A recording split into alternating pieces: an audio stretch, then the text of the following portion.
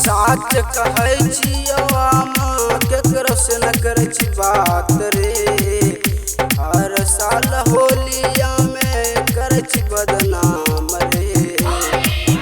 साच कहै छियो केकरो से न करै छी बात रे। हर साल होलिया में करै छी बदनाम रे। देखा बौजे होली में कोनो छोड़वा संगे डबिया से काट देबोगे गे छौरी। देखा बौजे होली में कोनो छोड़वा संगे डबिया से काट देबोगे।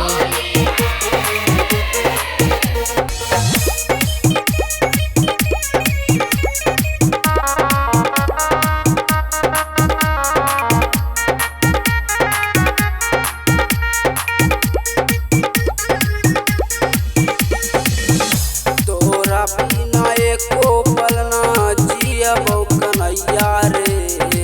साच कहै छियौ हम खाय के तोहर क्रिया रे।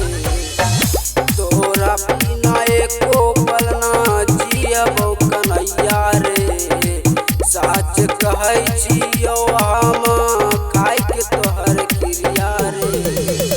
देखली है हम छियै खूबे कसाई गे तोर देबो दिल हम बोलबी तोय झूठ गे। दीपल चनोटा तोरा दाग देबौ रे। देखा बौजे होली में कोनो छोड़वा संगे डबिया से काट देबोगे गे छौरी। देखा बौजे होली में कोनो छोड़वा संगे डबिया से काट देबोगे।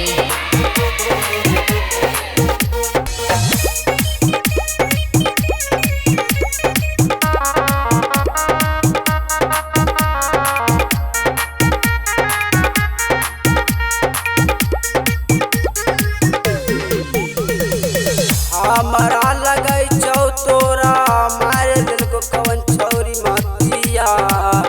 दिल के दुखावे वाला बोल छदू बतिया।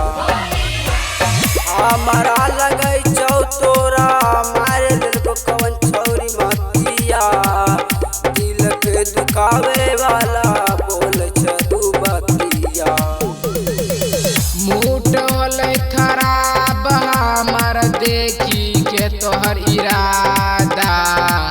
जान गेलियो हम होली में मैटर पूछ जाता। रोहित कन्हैया के जान गेलियो रे।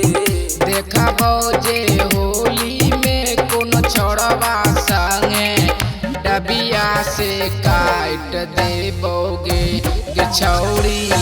देखा बौजे